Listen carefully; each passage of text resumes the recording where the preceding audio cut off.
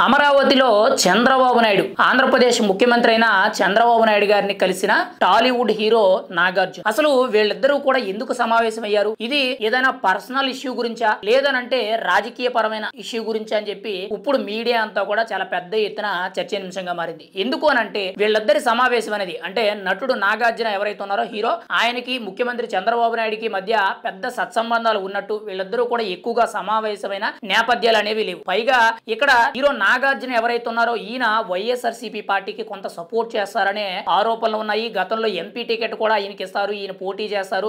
ముఖ్యంగా జగన్మోహన్ రెడ్డి గారికి ఈయన అతి దగ్గర సన్నిహితుడు అనే కొన్ని ఆరోపణలు కూడా ఉన్నాయి. కానీ వీళ్ళిద్దరి సమావేశం అనేది ఇప్పుడు మీడియా అంతా కూడా ఒక చర్చనీయాంశంగా మారింది. కానీ పూర్తి వివరాల్లోకి వెళ్తే నటుడు నాగార్జున సీఎం చంద్రబాబు నాయుడు గారిని ఎందుకు కలిశారంటే ఈ జూన్ 6వ తారీఖున నాగార్జున కొడుకు చిన్న కొడుకైన అఖిల్ పెళ్లి ఏదైతే ఉందో ఆ పెళ్లికి తనని రావాలని చెప్పి ఇన్విటేషన్ ఇవ్వడానికి అయితే ఆహ్వాన పత్రిక ఇవ్వడం కోసం అని చెప్పి స్వయంగా నాగార్జున ముఖ్యమంత్రి చంద్రబాబు నాయుడు గారి ఇంటికి వెళ్లి ఆయనతో కూర్చొని మాట్లాడి ఆయనకి ఇన్విటేషన్ ఇవ్వడం అయితే జరిగింది. అయితే ఇందులో ఎటువంటి రాజకీయ కోణం లేదు అని చెప్పి అక్కడి నుంచి చంద్రబాబు నాయుడు గారి టీం నుంచి అఫీషియల్ కన్ఫర్మేషన్ వచ్చిన తర్వాత ఇందులో రాజకీయ కోణం ఏమీ లేదు, కేవలం నాగార్జున గారి కొడుకు పెళ్లికి మాత్రమే ఆహ్వానించడానికి రావడం జరిగింది అని చెప్పి ఒక వివరణ అయితే రావడం జరిగింది. అయితే జూన్ 6వ తారీఖున అఖిల్ పెళ్లి అనేది హైదరాబాద్ లో అన్నపూర్ణ స్టూడియోలో జరగబోతున్నట్లు కొంత సమాచారం అయితే ఉంది. ఇప్పటికీ కూడా పూర్తి స్థాయిలో ఏర్పాట్లు చేయడం, జూన్ 8వ తారీఖున గ్రాండ్ గా రిసెప్షన్ కూడా అక్కడే జరిగే అవకాశం ఉంది అనేటట్టు కొంత సమాచారం అయితే ఉంది. ఆల్రెడీ ఈ పెళ్లికి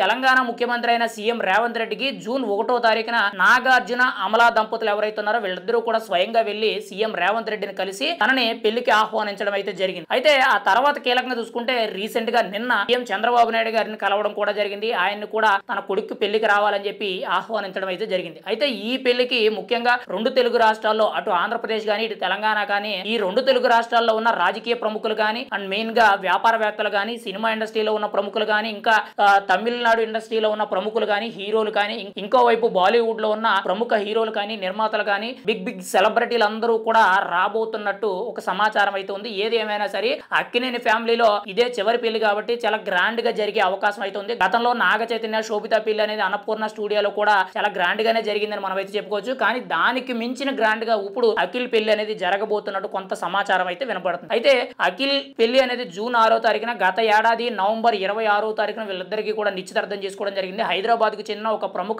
పారిశ్రామికవేత్త కూతురు ఎవరైతే ఉన్నారో ఆవిడ కూడా ఒక పారిశ్రామికవేత్త, ఒక బ్రాండ్ ని క్రియేట్ చేసి తనకంటూ కూడా ఒక మంచి పేరు తెచ్చుకోవడం జరిగింది. ఒక వ్యాపారవేత్తగా తనకంటూ కూడా ఒక మంచి గుర్తింపు తీసుకురావడంతో అఖిల్ వీళ్ళిద్దరూ కూడా ఇష్టపడడంతో ఈ పెళ్లిని నిశ్చయించినట్లు కొంత సమాచారం అయితే తెలుస్తుంది. అయితే ఏది ఏమైనా సరే ఇప్పుడు వరకు కూడా సోషల్ మీడియాలో కానీ ఇటు మీడియాలో వస్తున్న సమాచారం ప్రకారం చంద్రబాబు నాయుడు గారిని నటుడు నాగార్జున ఎందుకు కలిశారు, హీరో నాగార్జున ఎందుకు కలిశారు అనే దాని మీద కొన్ని గోసిప్ న్యూస్ అయితే నడిచాయి. ఇందులో పూర్తి వాస్తవాల్లోకి వెళ్తే కేవలం పెళ్లికి ఇన్విటేషన్ ఇవ్వడానికి మాత్రమే తప్పితే ఎటువంటి రాజకీయ కోణం లేదు అనేటట్టు పూర్తి సమాచారం అయితే ఉంది. అయితే జూన్ 6వ తారీఖున అఖిల్ పెళ్లి సెలబ్రేషన్స్ అనేవి ఏ విధంగా ఉంటాయి అనేది మనం అయితే ఎదురు చూడాలి.